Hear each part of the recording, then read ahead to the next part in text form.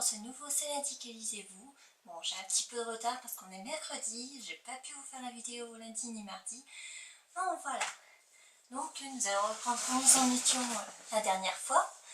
Donc, il y a 15 jours. Donc, il y a 15 jours, je vous laissais, j'étais en train de lire Fille des 4 de Cécile Guyot. Pardon. Alors, j'ai beaucoup aimé ce roman, qui va très, très vite à lire.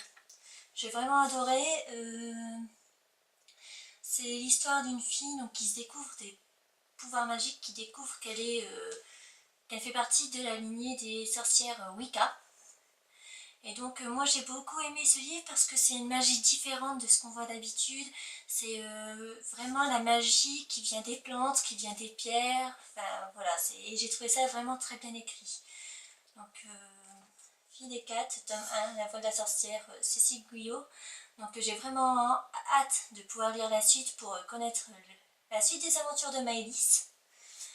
Si vous voulez, ma chronique est déjà en ligne. Deuxième livre que j'ai lu là en partenariat, en lecture commune avec ma partenaire, mon repère littéraire. Donc Revanche de Kat Clark. Donc j'avais vu plein de bonnes critiques sur ce bouquin, plein de coups de cœur. Et j'ai notamment eu envie de le lire en lisant la chronique de ma partenaire Je suis librivore qui avait eu un vraiment très gros coup de cœur pour ce livre. Donc j'ai commencé, j'ai lu, j'ai fini, j'ai lu même très vite. Je suis vite rentrée dans l'histoire. C'était vraiment très prenant. Donc c'est l'histoire de Jem Hallyday qui a pas vraiment d'amis et qui a un seul ami, Kay. Un ami dont son meilleur ami de qui elle est amoureuse, seulement c'est un petit peu impossible comme son meilleur ami est gay. Le souci c'est que Kay fait quelque chose qu'il aurait peut-être pas dû faire à une soirée et quelqu'un l'a filmé à son insu et a publié la vidéo sur internet.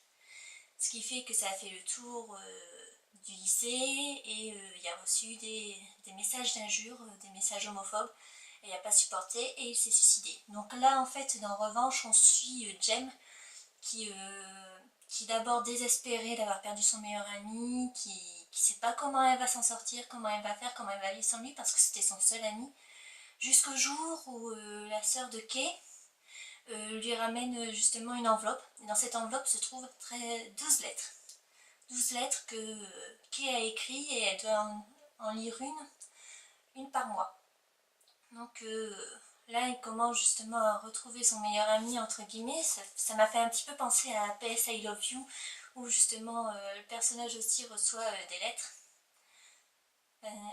Voilà, il n'y a pas seulement que des lettres, mais voilà, là, ça m'a fait un petit peu penser à ça, justement, à cette communication à travers le temps, si on veut. Et ça m'a aussi fait penser à un autre livre que j'ai lu, que j'avais beaucoup aimé à l'époque, sur un suicide aussi, qui était 13 raisons, où là, la jeune fille prenait contact avec des personnes, alors qu'elle était déjà décédée, via des cassettes audio.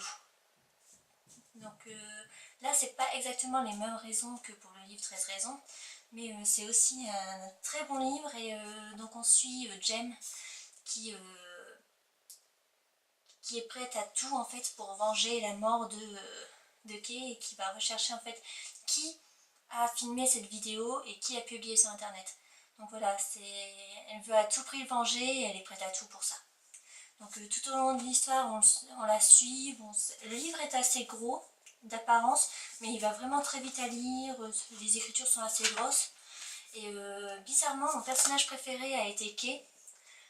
Alors qu'il n'est plus vraiment là, mais le peu qu'on découvre, le peu qu'on le voit, voilà, c'est un personnage qu'on adore. Et par contre, il y a une chose qui m'a un petit peu gênée, c'est au début en fait les flashbacks. Ils sont pas vraiment annoncés comme des flashbacks et du coup quand on les commence on fait mince de quoi ils nous parlent. Puis là on se dit ah oui c'est vrai, quand on lit la suite on s'aperçoit qu'ils parlent justement dans le passé. Donc voilà, donc une très bonne lecture, c'est pas un coup de cœur pour moi mais un petit coup de foudre quand même. Donc je conseille. Alors donc troisième roman que j'ai lu. Donc Zéphyr de Nathalie Chapouille. Donc là c'est un service presse. avec l'auteur. Donc elle me l'a envoyé directement et m'a demandé, voilà, elle m'a proposé de lire en échange d'une chronique. Donc j'ai pris beaucoup de plaisir à le lire. C'est pas... Enfin, c'est mon style de lecture, mais c'est vrai que sur le coup, c'est vraiment de l'adulte. C'est moi qui lis beaucoup de jeunesse, ça m'a changé de lire justement du fantastique à adulte. Et j'ai beaucoup aimé l'histoire, j'ai beaucoup aimé comment l'auteur a amené ça. Et je trouve qu'il mérite à être lu. Après, il y a quelques petites choses qui m'ont agacée, comme le tempérament du personnage principal, qui... Mélie, Mélinda, qui voilà, m'a gênée parce que elle sait pas ce qu'elle veut, elle s'énerve facilement, et voilà, ça m'a un petit peu agacée. Sinon, il y a des passages vraiment très drôles, notamment donc le passage où... donc, je vais vous raconter l'histoire, comme ça je pourrais vous raconter le passage. Donc c'est l'histoire de Mélinda qui se découvre du jour au lendemain des pouvoirs, elle se réveille invisible. Donc elle a un seul recours, elle appelle son meilleur ami pour qu'il lui vienne en aide. Donc c'est ce passage que j'allais lire que j'ai trouvé très drôle.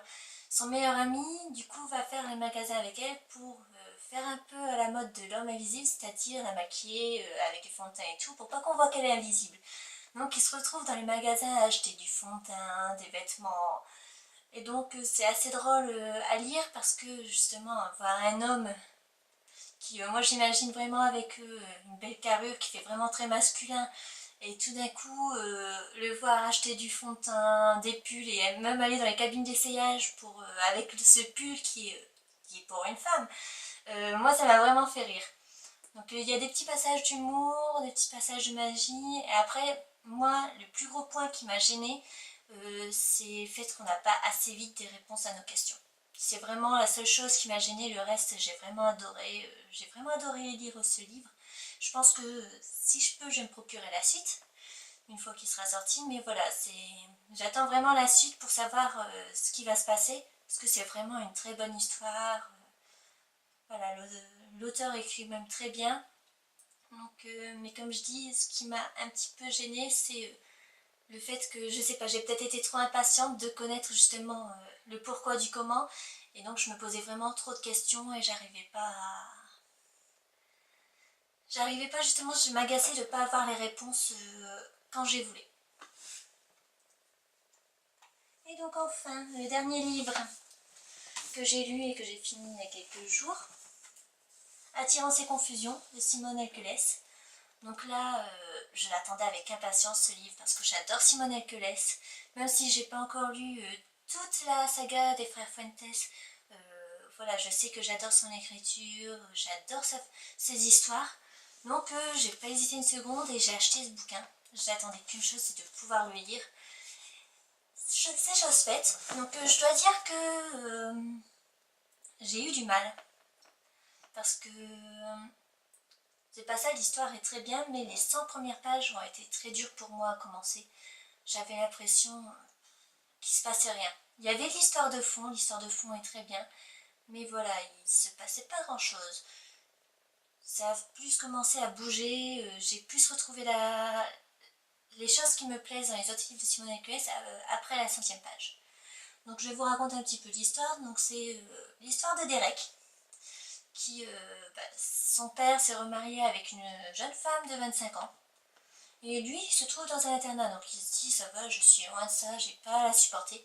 Jusqu'au jour où il se fait virer de son internat, et que finalement, il se retrouve à devoir habiter avec cette femme, et cette femme qui a décidé tout d'un coup d'aller revivre dans sa famille à Chicago. Donc voilà, c'est donc il arrive dans cet endroit à Chicago, il connaît personne, puis tout d'un coup il tombe sur la petite sœur de sa belle-mère, Ashtyn, qui a exactement son âge. Donc dès le début, c'est chamaillerie, ils savent pas se voir, ils savent pas se parler, ils aiment bien s'embêter l'un l'autre. Donc c'est vraiment taquinerie, chamaillerie, et ils se supportent pas. Donc bon, on connaît Simone Elkeles, on sait déjà comment ça va finir. Mais voilà, donc dès le début, on a cette histoire, on a ces choses. Donc j'ai bien aimé le livre au final. Même si le début a été très dur, très lent, au final, j'ai vraiment bien aimé. les seules choses qui m'ont embêtée, c'est que à 2 moments, on fait des allusions à certains personnages dans le livre. Donc un des personnages qui confie quelque chose, à un autre personnage on fait une allusion et le tout n'est pas dit. On pense qu'ils vont en reparler par la suite et finalement ils en reparlent pas du tout. Et du coup moi ça m'a gêné de ne pas avoir ces choses qu'on attendait un petit peu, même si c'est pas des éléments importants pour le livre ou pour nos deux personnages principaux, j'aurais bien aimé quand même savoir. Donc voilà, ça m'a un petit peu embêté, mais sinon le reste j'ai beaucoup aimé. Mais bon, comme il s'agit d'une trilogie apparemment, il faut espérer que les 2 autres tomes seront sur ces 2 personnages où on n'a pas eu la suite de ce qu'ils avaient commencé dans le bouquin. Et il faut espérer que c'est sur eux et qu'on aura la réponse aux questions qu'on se pose un petit peu. Mais bon, ça reste un très bon Simone Claes, mais c'est pas son meilleur. Voilà. Donc maintenant, je vais passer aux lectures en cours. Donc en ce moment, je suis en train de lire La pâtisserie Bliss de Catherine Littlewood. Donc j'ai bientôt fini, d'ailleurs il me reste une 50aine de pages. Alors là, que dire, je ne saurais pas vous dire si j'aime ou pas. Disons que j'ai eu beaucoup de mal à entrer dans l'histoire. Et à présent je lis, je trouve ça pas mal. Je vais pas dire que c'est bien, que je dévore, pas du tout. L'histoire est sympathique, le livre est sympathique, mais je sais pas, j'arrive pas à adhérer complètement. Donc je sais pas si ça vient de l'histoire, de l'écriture qui est très jeunesse, ou je sais pas, j'arriverai pas à dire.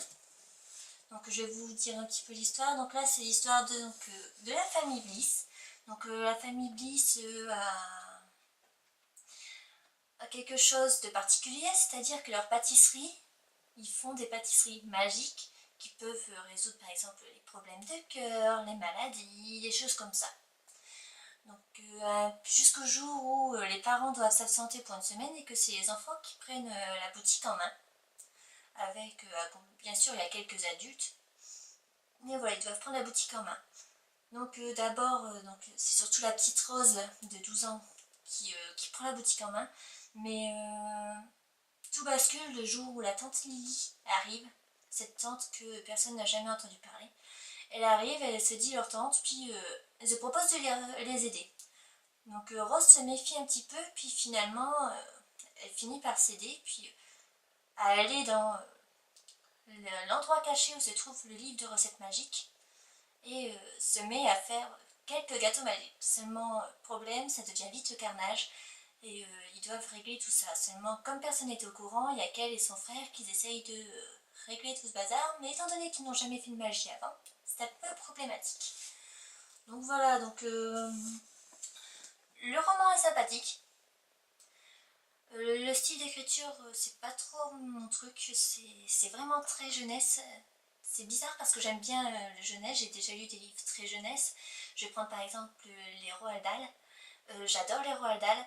Pourtant, là, malgré qu'il compare le livre à Roald Dahl, je trouve pas du tout que ça ressemble. Parce que autant que Roald Dahl, on sent le rythme dans l'écriture, on se prend dans l'histoire tout de suite, que là j'ai vraiment eu du mal à rentrer dans l'histoire. Donc après c'est peut-être que moi, parce que même si l'histoire me plaît, c'est vraiment, je sais pas, j'arrive vraiment pas à donner un avis sur ce livre. Donc voilà.